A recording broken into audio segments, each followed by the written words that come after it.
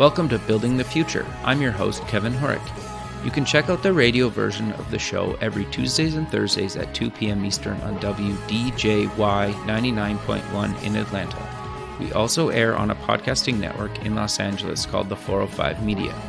There's a TV version of the show that airs on KMVT 15 in Silicon Valley at 8 p.m. Pacific on Tuesday nights. Both versions of the show air in other states. For these show times, plus past episodes, please visit the show's website at buildingthefutureshow.com. The music for the show is done by Electric Mantra. You can check him out at electricmantra.com. I want to invite all of you in the Building the Future community to join me at SUPEX, the Startup Expo in Fort Lauderdale, Florida, this July 26th, where I'll be the MC. SUPEX is one of the largest and best startup conferences in the U.S. and the official gathering of the Building the Future community this summer.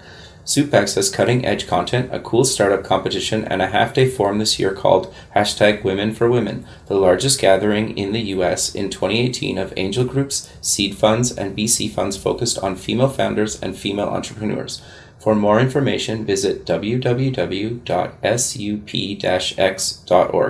I hope to see all my Building the Future friends there.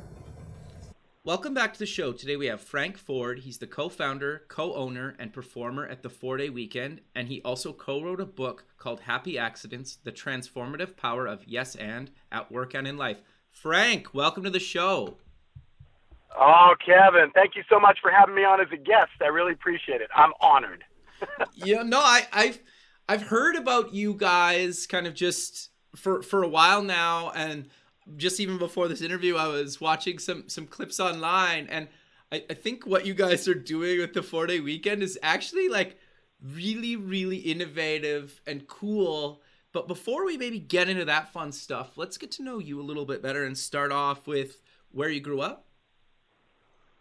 Well, I grew up in the Midwest. I grew up in Columbus, Ohio. Okay. So, I grew up in the Midwest, and I graduated from college from the Ohio State University. Okay. I know that annoys people, but we have to say it. We're obligated as graduates, and that's what brought me to Texas. Ultimately, I was recruited out of the Ohio State University by Texas Instruments, which is an engineering company, Sure. and I worked in their consumer products division, designing graphing calculators and science equipment and notebook computers and all that fun stuff before I left corporate America to do 4-Day Weekend. That's the 1-minute synopsis. No, I think that's good. So everybody kind of, well, I'm 35, just so you have some context. So I basically grew up using the calculator that you worked on. Is that in math class? Is that correct?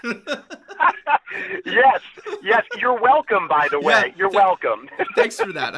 I think the most fun I had with that calculator is you could like sideload little games on it. That's right. Oh, yes. Yeah. That was something that we did not design for, but people are innovative, and once it gets in the hands of students and teachers and regular people, boy, they come up with all kinds of innovations we never thought of. That's awesome, man. So you've done a ton of stuff, and I really kind of want to focus on more of what you guys are doing now with 4-Day Weekend and the book and a bunch of other things. But give us some career highlights before you guys decided to do the 4-Day Weekend. Well, it's funny. So, I'm coming out of college, and I'm working at Texas Instruments designing these products, and somewhere along the way, the comedy bug had bitten me as a child, Okay. And it carried through my adulthood. And when I got to Dallas, I started to do open mic nights and stand-up comedy. Okay. And it was a great experience. Loved comedy. I grew up on Saturday Night Live, Sure. David Letterman, Benny Hill, the Carol Burnett Show, all of these shows, Monty Python, and of course stand-up comedians like Richard Pryor and George Carlin and Steve Martin. And so I was really influenced by comedy as a child and into my adulthood. So I was bitten by the comedy bug at a very, very early age. And so stand-up was sort of that gateway to comedy in general. And that's where I met my best friends, still my best friends today, that we sort of left stand-up and went into improvisation. And so all of us had success locally within the stand-up circles. You know, we were emceeing and opening and middling and doing all kinds of stuff, stand-up related.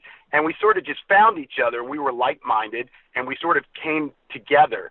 And then when we came together, I started to, on the weekends, if you can believe this or not, while working at Texas Instruments in Dallas, I was flying up to Chicago to attend the conservatory there at the Second City, the famed Second City, the mecca of improv. Okay, and while I was there at the conservatory, on the main stage was a group that included people like Tina Fey was on the main stage when I was training there, Rachel Dratch, Scott Adsit, Kevin Dorff, all of these wonderful people. There was a review there called Pinata Full of Bees. It was directed by the great and legendary Mick Napier in Chicago, who runs the Annoyance Theater. And that was a mind-blowing experience. That opened my mind and eyes to what was possible in the world of improv. It was a wonderful, wonderful time being at the Second City during that time, because I got to see those people perform and learn from some of the instructors that were there. And so we all started doing that. After I went up there, I came back and said, oh my gosh, guys, you got to check out the Second City. So everybody started to attend the conservatory there in my small circle of friends. And we were so heavily influenced and inspired by it that when we got back to Dallas after our training, we said, you know what, there's really nothing here that is what we want to do or like what we want to do. Why don't we start our own show? So that was sort of the chronology, the impetus for what 4-Day Weekend became. We were so inspired by the Second City that we said, hey, as opposed to, hitching our wagon to somebody else's horse, why don't we start our own show and do our own thing? And so that's what we did back in 1997. And in 1997, just to put it into context for some of your listeners, stand-up was king, and improv was still the redheaded stepchild of comedy. It really wasn't what it is today. But there was the British version of Whose Line Is It Anyway? Sure. That opened the door and interest to the American version of Whose Line Is It Anyway? And now people had sort of a touchstone or context to reference what improv is or what it could be. And of course now, like, there's Kristen Wiig and Bill Hader and all these different people that have come out of improv that everybody says, oh yeah, improvisation, I know what that is.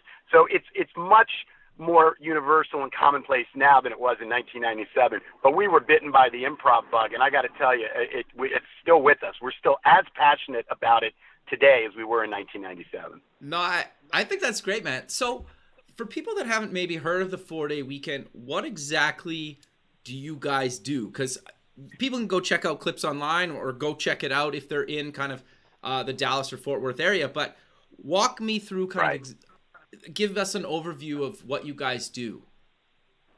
Okay, well, today we offer up a lot of different services, obviously, than we did back in 1997. In 1997, we were a straight-up improv show. So it's a live show for your listeners who may not have seen Whose Line Is It Anyway or an improv show.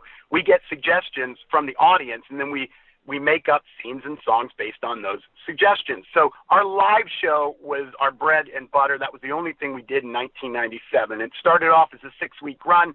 6 weeks became 6 months. 6 months became 6 years. And lo and behold, here we are 21 years later and counting. And we have a theater in Fort Worth and in Dallas. And now what we do, we offer not only live performances for the general public on the weekends every Friday and Saturday, but we do corporate entertainment. So we'll host awards banquets, or we'll MC events, or we'll do man-on-the-street stuff for our Fortune 500 corporate clients, or even smaller businesses.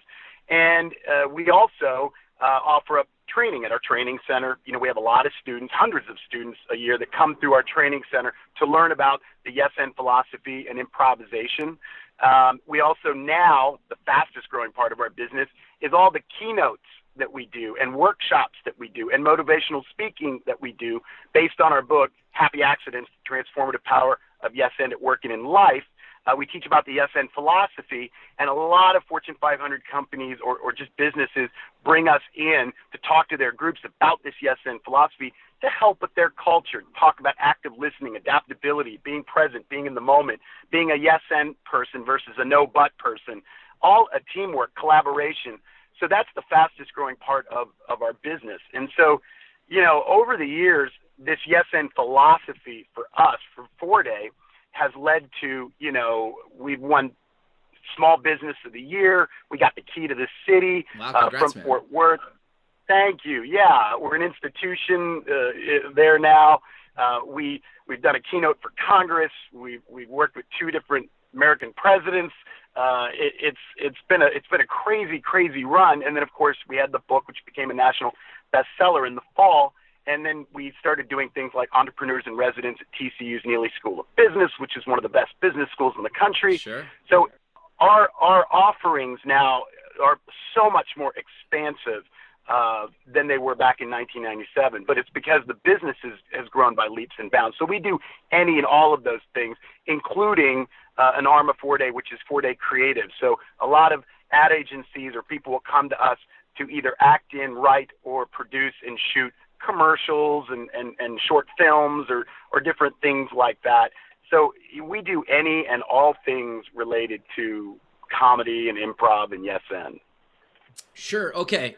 I want to dive a lot deeper into a bunch of the stuff you just mentioned, but I think that really gives kind of a good overview of kind of what you guys do. So go ahead. Sorry. And by the way, let me just say this. Sure. I'm not saying this to impress you. I'm saying it to impress upon you that the philosophy that we're going to talk about, the yes and philosophy, really does work. So all those accomplishments and achievements I just mentioned are due to us coming together as a group and all agreeing to play by the yes and philosophy, the yes and rules, which is the cornerstone and foundation of all improvisation that you will see.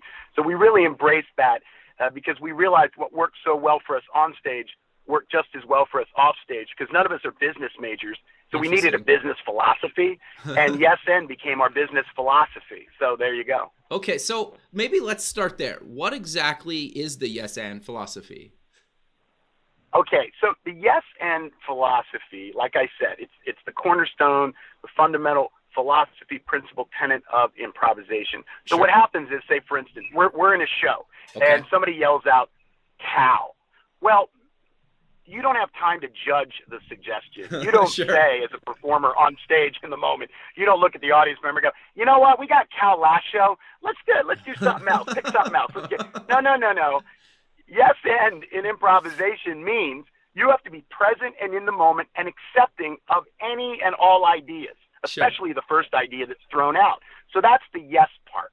The yes part teaches you to be open to ideas. Now the end part, A&D, is the building on the idea, the building on the pertinent information. So in that situation, we take cow. Great. And then before you know it, we're doing a scene where there's a father who's milking a cow on a farm, and he's passing over the tradition and knowledge of milking a cow to his son, and they're going to learn about milking a cow together, and we're going to do a scene based on that.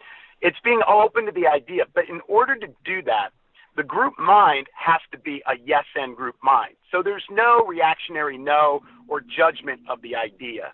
Also, active listening, very, very important in yes and. You have to be able to hear the idea, wait for the person to finish, and then you begin speaking when they're done to kind of add and build on to the idea to make it bigger and better. Because improv is all about collaboration. We know in improvisation, what we come up with together is far, far, far better and more interesting than what we would come up with individually.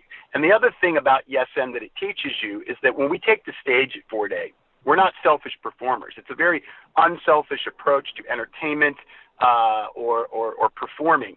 When we take the stage, it would be my job to make you look good, and it would be your job to make me look good. Sure.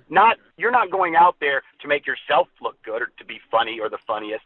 We know that if we go out there with the yes and philosophy and we're setting each other up to make each other look good, then at the end of the day, everybody looks good. Sure. And so a lot of this stuff that I'm mentioning here about adaptability, active listening, yes and, positive forward thinking, collaboration, teamwork, unselfishness. Doesn't this sound like a lot of common sense stuff that we should be doing in our everyday lives, at work, at home, with friends, right. So here's the thing. You, believe it or not, in our world, or what we consider to be true in our world, you are an improviser. you and I didn't script this conversation. Sure. You're not going to script the conversations you're going to have after this one. Your whole existence is improvised. The whole thing is improvised. All of us are improvising. You know the old saying, the world is but a stage and we are merely players. Well, Yeah. I say the world is but a stage and we are merely improvisers. We're all improvisers, improvising our way through life. So Sure. since you are already improvising, why would you not follow some of the same philosophies that we as professional improvisers do on stage by being a yes-and person? And the answer is, well, of course, that makes sense. It's a good fit. It makes perfect sense. So if you think of yourself as an improviser, and if you think of the yes-and philosophy as an ideology or part of your life that you could incorporate to be a more positive individual or a more positive improviser, why wouldn't you do that? Interesting. And I think that's why it resonates with so many people, because once they understand, oh, he's right. Yeah, I improvise. I improvise all the time. I'm going to improvise later today. I can either improvise in one of two worlds. I can improvise in a positive environment, or I can improvise in a negative environment. So what environment do you want to improvise in? We choose a positive environment, and that's what's led to our success and continues to lead to our success and doors being open for us. Sure. No, I think that's really great. So you work with kind of companies to kind of bring this yes and philosophy into their corporate culture. How do you guys kind of do that? And like, how do you deal with the naysayers, I guess? Look, you're always going to have a no but person Sure. in the group, okay? But here's the thing.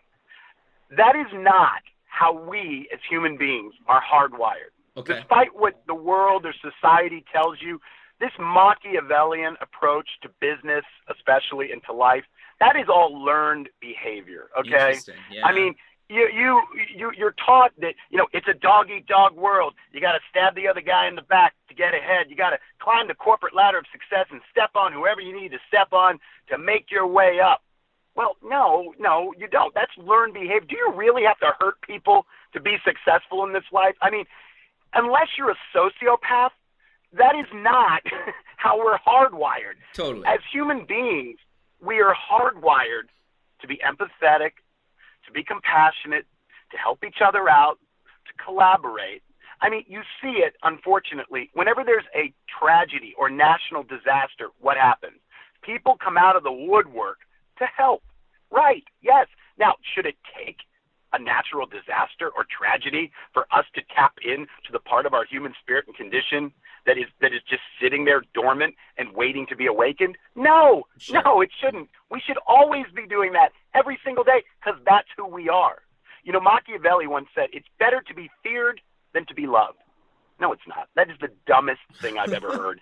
It's always better to be loved than to be feared. Are you kidding me? Please. Again, unless you're a sociopath, you understand this. So that's what we're bringing to the corporations, because there is sort of like this Machiavellian undertone or undercurrent to how business is run. And the reason it's resonating is because people are realizing, especially now, hey, there's got to be a better way to do this. And we'll mention common sense things like empathy and active listening, and opening a dialogue. And they're like, go on, tell me more.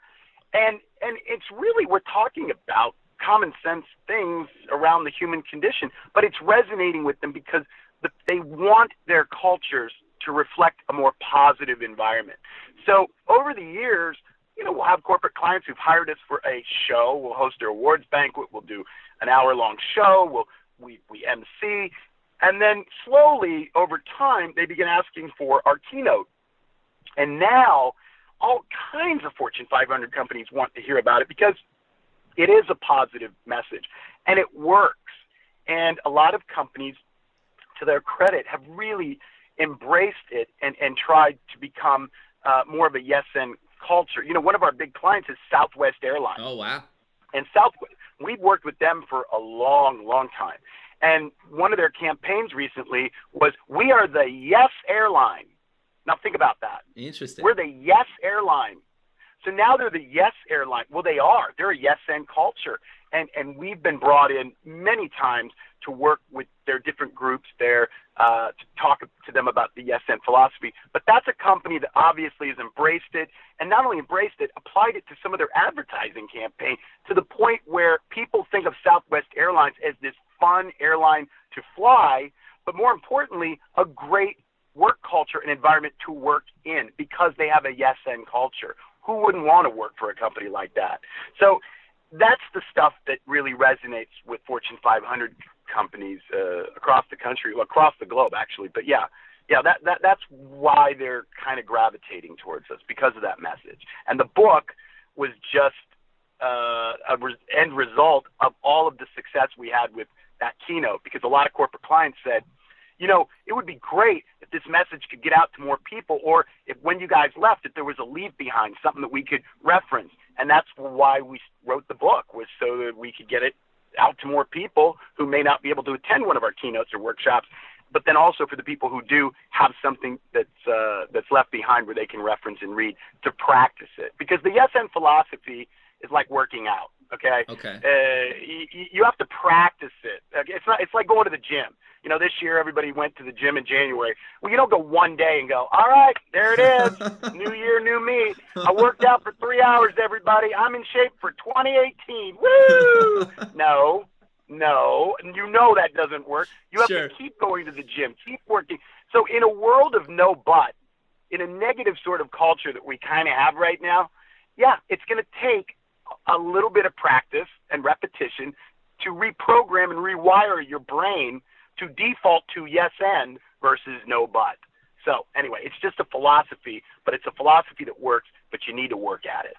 No, I think that's really good advice. And I love that, actually. It makes a lot of sense, right? Because you're right. I totally agree with the kind of traditional business of just like, you know, screwing whoever to get to the top is always been kind of weird to me, right? So it's the course. It's because you're a human being. You're a thoughtful human being that has a compassion and you care. And of course, you know, having to undermine other people doesn't feel right because that's not who you are. It isn't. That's not who any of us are. So I'm curious to go back to the 4-day weekend for a sec. Do you guys try to talk about this kind of yes and philosophy throughout that as well, or work it in, or how is it similar and different to kind of what you guys are doing with this yes and philosophy? Yeah, so what we do in our workshops is that, of course, we don't sit up there with a PowerPoint. We always joke internally, we don't use PowerPoint, we use people point. And the point is it's so cheesy, but it's awesome. Funny. That's awesome. Yeah, right? But when we do this, we get them, it's an interactive workshop. Okay. So we'll talk a little bit about the philosophy, but then throughout it, we'll get them up to do yes and exercises. They'll do listening exercises. They'll do teamwork exercises throughout the entire keynote. So it's a lot of fun. I mean, the time blows by, but they're having a great time. In improv, you're taught show, don't tell. So rather than stand up there and point to a PowerPoint and tell them about this philosophy and tell them that it works, we show them. And we show them by having them do exercises that everybody participates in. It's a lot of fun. So that's how we kind of get them to understand the power of it, because they actually do it in the keynote or in the workshop. It's more memorable, right? Because it is, of course, yeah. Because like I think we've all seen really good keynotes that, you know, the guy or girl talks and it's really good. But like, how much do you actually remember of it, right? Like maybe a couple weeks, you take a few points, maybe you go back to your notes and you remember. But if you were actually kind of participating in the keynote, you remember it for years, maybe the rest of your life. That is exactly right. Yes. So yeah, there's a dual purpose, dual function to having them do it. Yes, we have found that it is much more memorable when you're participating in a group activity to say, oh, okay, yeah, I remember when we did that. The book serves as a reference, you know, to kind of go back to, oh, that's what they were talking about, kind of to refresh your memory a little bit. But yeah, the actually doing it, the activity part of it, oh my gosh, there's no substitute for it. It's the best. No, I think that's great. Go ahead, sorry. No, I was just saying, show, don't tell. Yeah, no, I think that's great. So you guys also have like a training center for new cast. So how does that kind of work? Like if I want to be part of the show, obviously I come to you guys train me for a period of time and then I kind of get a shot, or how does that kind of work? Okay, so how it works with us is, we have 5 levels to our training center. So everybody comes Okay. in, of course, level 1, and what happens is you take 8 weeks of classes. So each class is once a week, 3 hours long, Okay. and at the end of 8 weeks, on the 9th week, the entire class does a showcase. Okay. And so they get to go up and they get to practice what they learned in that corresponding level.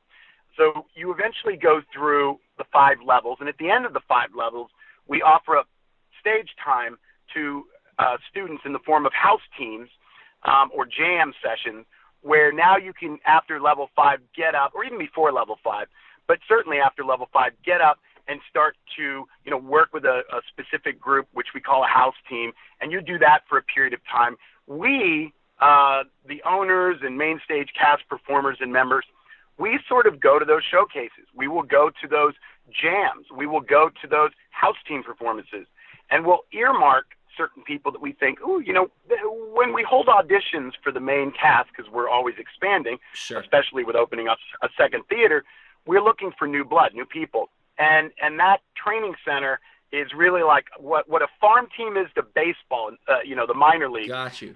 What it is to Major League Baseball, the training center is to our main stage and to the 4-day business. So it's sort of this minor league farm team that we earmark. But those people are very talented. We'll earmark certain people, and there's a lot of people who are on the main cast today, and also people who work behind the scenes in some of our corporate division that have come out of the training center because they were taught the yes and philosophy. So they're already in line with what our business philosophy is because they're one and the same. Sure. So for people that are interested in maybe attending this, do they need to have done improv or comedy before?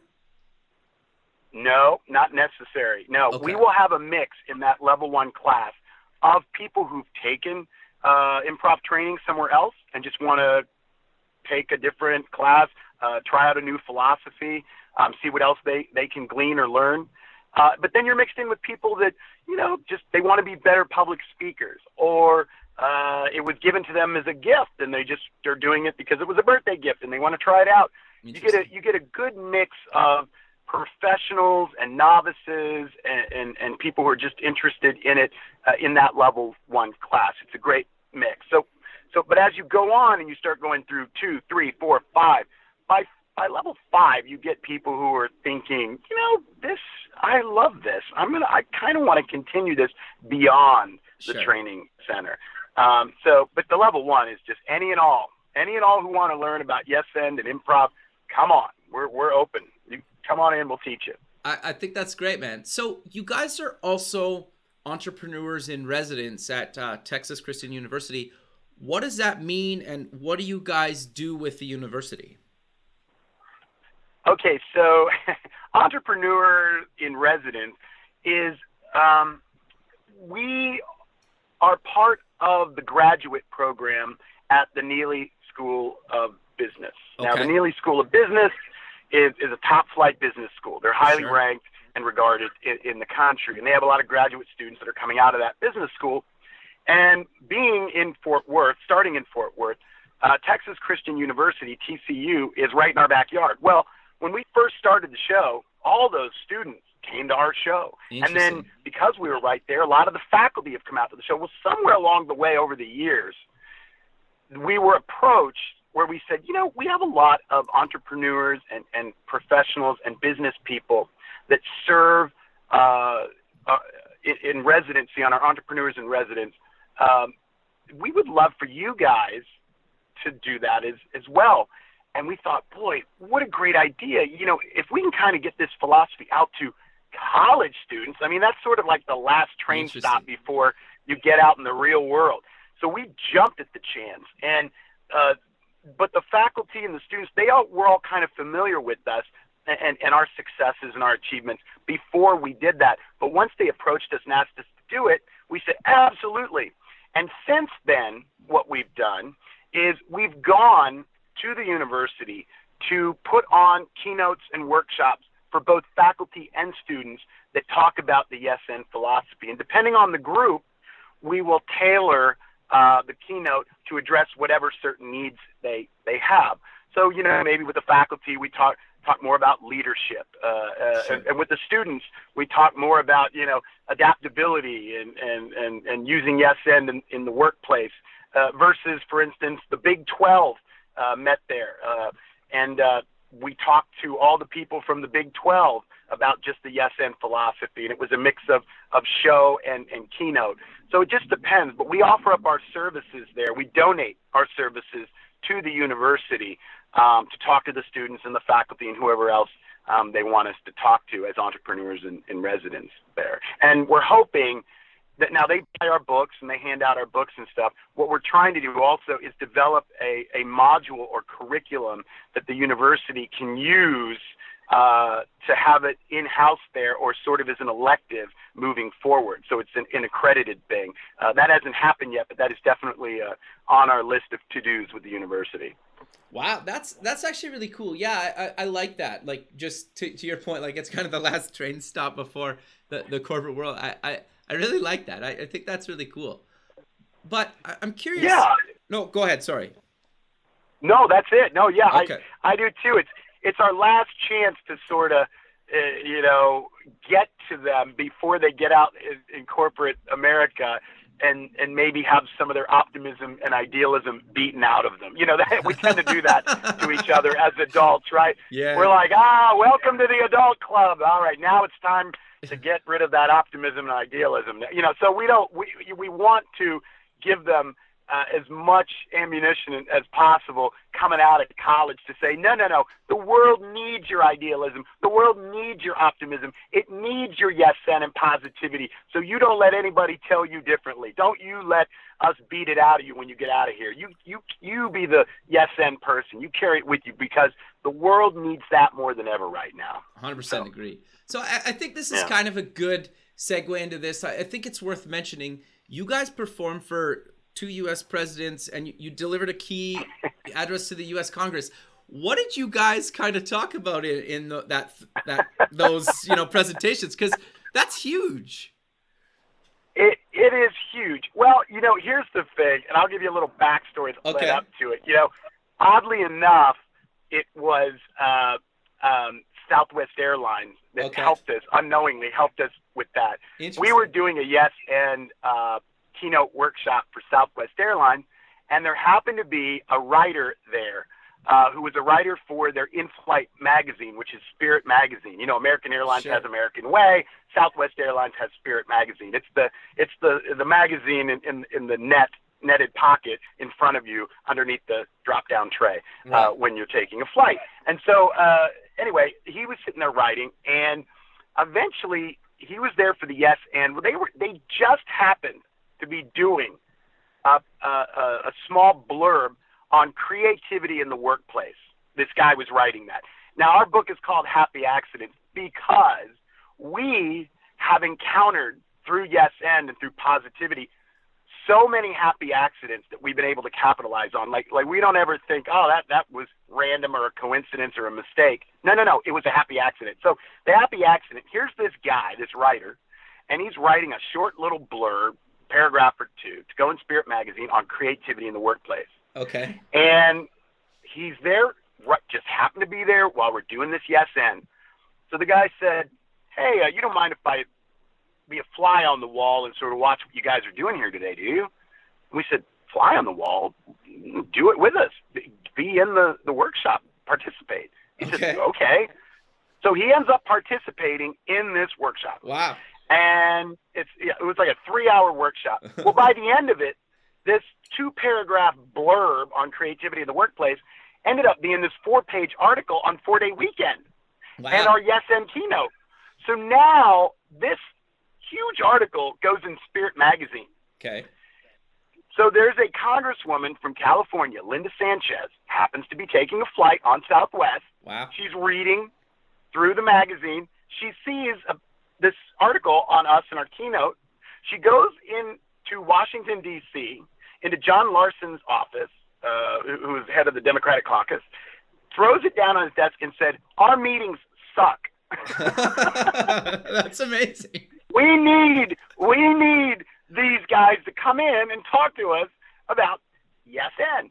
So all of a sudden, before we knew it, unbeknownst to us, Congressman John Larson calls David Wilk, who's my business partner along with David Ahern. Okay. But he calls David Wilk and he says, Mr. Wilk, this is Congressman John Larson. And Dave immediately was thinking, oh, it's me or Dave, the other Dave. It's one of us playing a prank on him. And so Dave does it. He's like, Congressman, like, what? So he's answering the phone like, oh, well, it's a pleasure to meet you or talk to you, Congressman. And he said, and then, John Larson, Congressman Larson, he goes, well, I've heard a lot of great things about your organization. And David Wilk, without realizing it wasn't one of us, said, well, I'd like to say the same about yours. Dead silence on the other end. And then Dave realized, oh, my God, no, this really is Congressman. So long story short, we're invited to this retreat that Congress was having. Okay. And they said, would you come out and take us through the yes and philosophy, do your yes and keynote.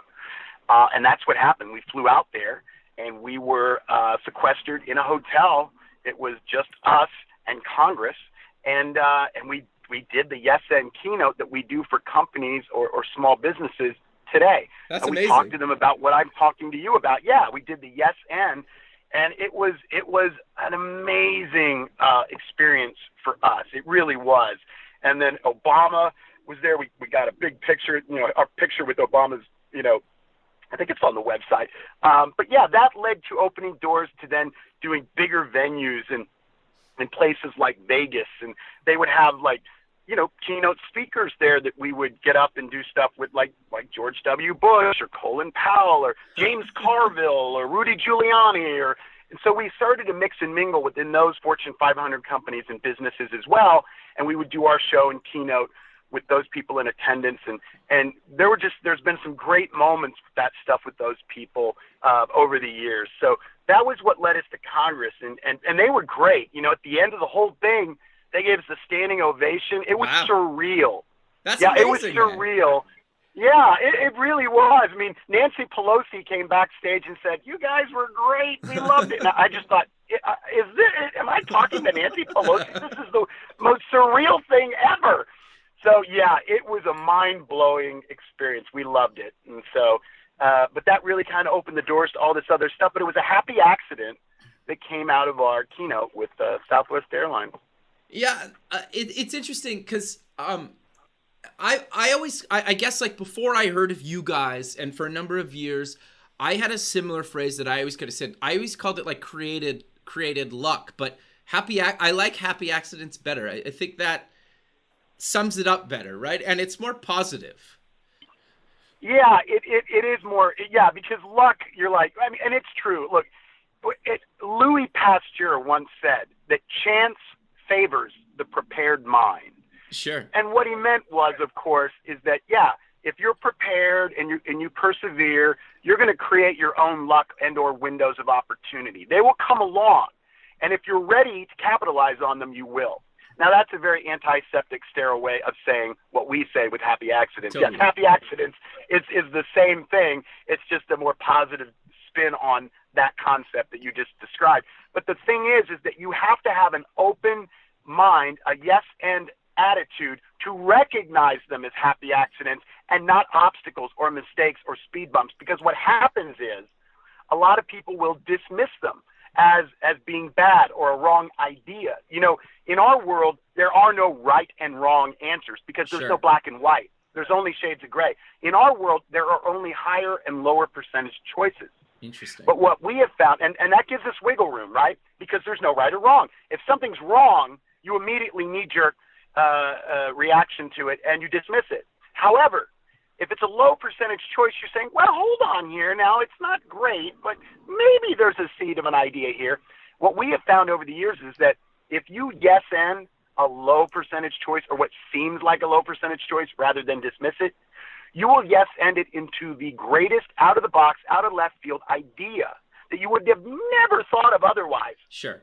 Because it seemed like a garbage idea, when in fact it was just an unrefined, unpolished, unfinished concept or idea that just needed a little TLC, and then it became the idea that no one would have ever thought of because they would have thrown it out with yesterday's garbage weeks ago. So we have found that to be something that has helped us immensely over the years. So that's what we talk about, when it comes to happy accidents. It creates a happy accident, like, oh my God, look at this.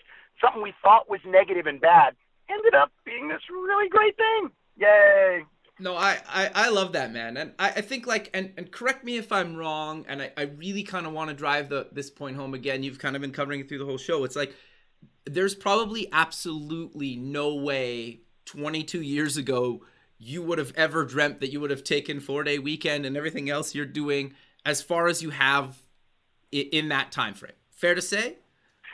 That is, listen, like I said, if you sat me down, okay, now again, you have to remember I was at Texas Instruments, so I was very left brain, analytical, right, okay. Numbers guy, versus right brain, which is improvisation. If you would have sat me down in 1997 and said, hey, Frank, listen, I want you to create a business around the redheaded stepchild of comedy, sure. Improv. Go on. And by the way, here, I want you to take a look at the U.S. Census Bureau of Statistics of businesses that start in 1997 and are going to fail after the first year. And then the precipitous drop-off after year 1 to year 2 and then year 5, much less year 20. Now, I would have looked at those analytics, those metrics, and said, I'm not doing this. This is ridiculous. This sure. is crazy. Sure. However, I would have dismissed it immediately. It doesn't make sense. It does not make sense on paper. Sure. But it makes sense, complete sense, in life. So we had, when we were writing our book, our consultant who was helping us with this, he said, we're talking about, he goes, boy, he said, when you think about it back in 1997, you guys had to be a little delusional back then. And at first I thought, what? Did this consultant just call us delusional? How dare he? But the more we thought about it, he's right. Our naivete and our delusional thinking that we could do something actually was exactly where we needed to be. We didn't know what we couldn't do. Totally. We were very Socratic. We don't. The only thing we know is that we don't know. Yeah. Like Socrates. Yeah. So we're going into this naively, and because we went into it naively, it was baby steps. You couldn't take a snapshot 21, 22 years later and say this is where you'd be. But we just knew that if we yes-ended our way every single day, every single week, every single month, year, and eventually, baby step after baby step, Malcolm Gladwell's 10,000 hours, whatever, yep. You get to where we got to. But we knew as we started to do it, hey, man, if we keep yes-ending this, who knows where this thing can go? Sure. And that's what happened. It just because the saying no gives you the illusion of control, and it Totally. closes the door to all possibilities. Saying yes means, well, I got to give up some control, but it opens the door to all possibilities. And that's what happened in our case. Again, like I said, it works. You just have to practice it. You have to live it. You have to do it. You can't just give it lip service. So it's a philosophy for life. And fortunately for us, we really embraced it and discovered it early on and used it to our advantage. No, I exactly, right? And I just wanted to kind of reiterate that for kind of the listener, because I think a lot of people that become successful, that a lot of people admire, it sounds really ridiculous, just decided to go for it one day. Well, like, of course, listen, right? Go ahead. No. Of course. Like, of course they just go. Listen, let me share something with your listeners here about that, about going for it. Okay, in improvisation, we never know where we're going. Okay, right? Sure. We don't know where we're going because we're making it up. We're making it up as we go along. So we never know where we're going. We only know where we've been. However, we're willing to step into the unknown. Sure. Because we know that we're going to make each other look good, and yes, and is going to carry us through. let me tell your listeners something about life and this journey. And if they take nothing else away from this, please remember this. Life is all about the leap. Yep. It is not about the landing. It is not about the landing. You are going to land somewhere regardless. Sure.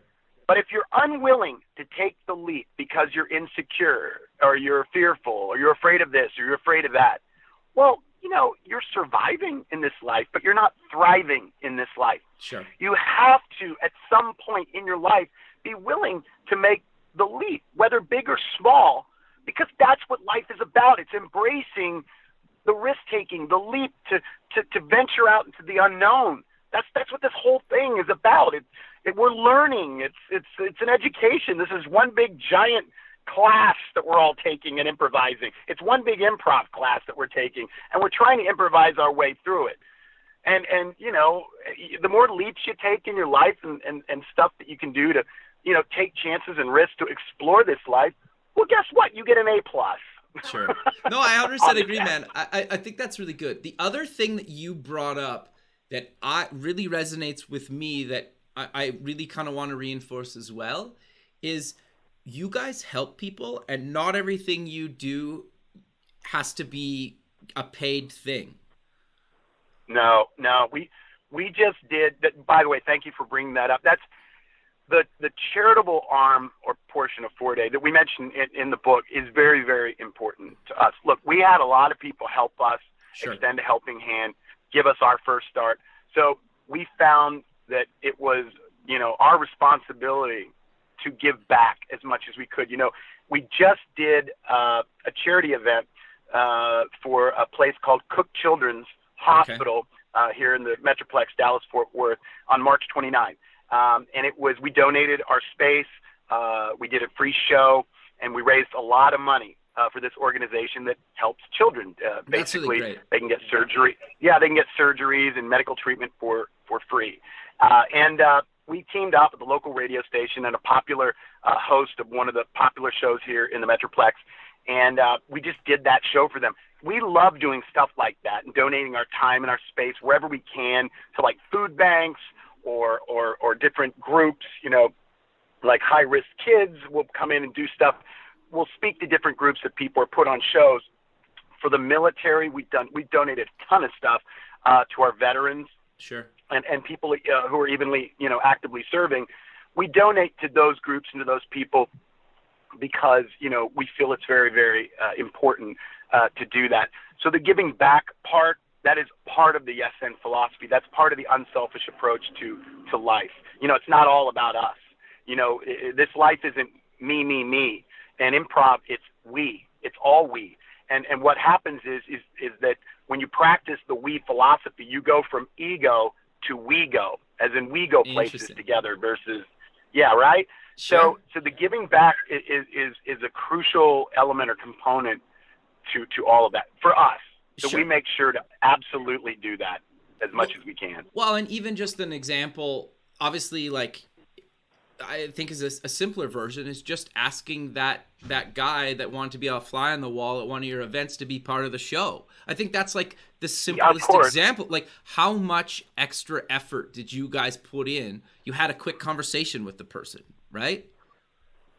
Yeah, exactly. I mean, that's the thing. You know, we're always open to other people's ideas or perspectives. You know, one of the things we talk about is that, you know, everybody is an expert in something you're not. They just are because of their life. Yeah. And so everybody has this unique perspective. Well, if we honor each other's perspectives in this life, then, you know, we're going to be the better for it because everyone's bringing something to the table.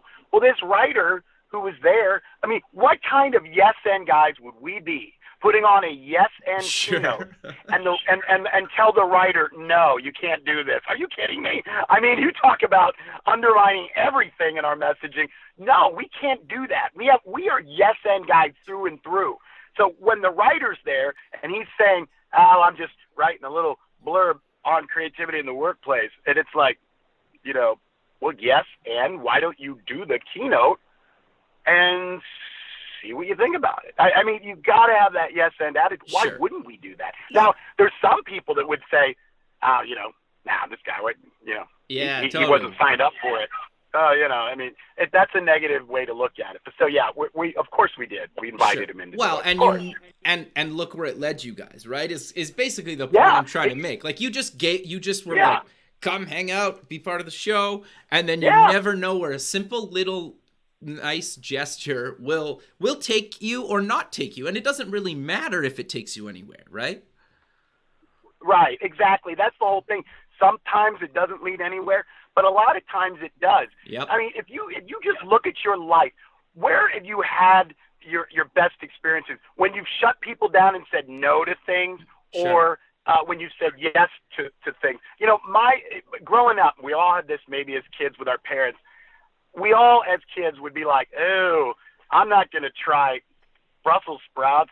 And my mom would say, "Well, how do you know you don't like Brussels sprouts until you've tried the Brussels sprouts?"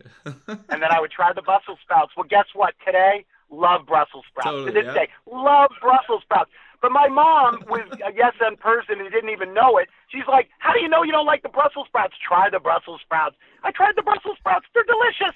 So, yeah, by saying yes to Brussels sprouts, I eat healthier today as an adult. Yay! That would have never happened had I said, "No, I'm never going to eat Brussels sprouts. Only chocolate pudding for me." I mean, come on. It's crazy. Of course, we open up doors to really beautiful and great things when we say yes to them, of course. No, I love it, Frank. But sadly, we're running out of time. So let's close with mentioning where people can get more information about 4-Day Weekend, the book, and any other links and things you want to mention. Oh, okay. Well, if you want to find out more about us and our corporate offerings and the training center and the live show, you can just go to 4dayweekend.com. That's FOURDAY weekend.com. And you can find all the information there. If you want to buy our book, you can go to Amazon.com or Barnes & Noble and just type in Happy Accidents or Happy Accidents, the transformative of yes and at work and in life. The transformative power of yes and at work and in life. And you can buy our book there, or you can even get it through our website. So all that stuff is in one of those two places, or check us out on Facebook. We're there too.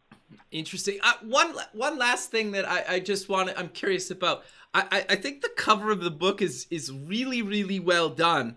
Walk us through kind of why you guys decided to do that and what is on the cover for people that haven't seen it. Okay, so now I'm glad you brought this up.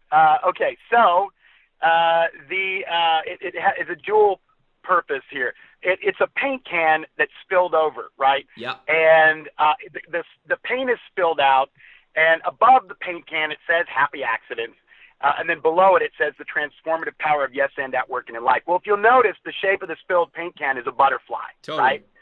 Well, one of our charitable things that we do is called the Secret Blue Butterfly. Okay. And you can read about that in the book or on our website.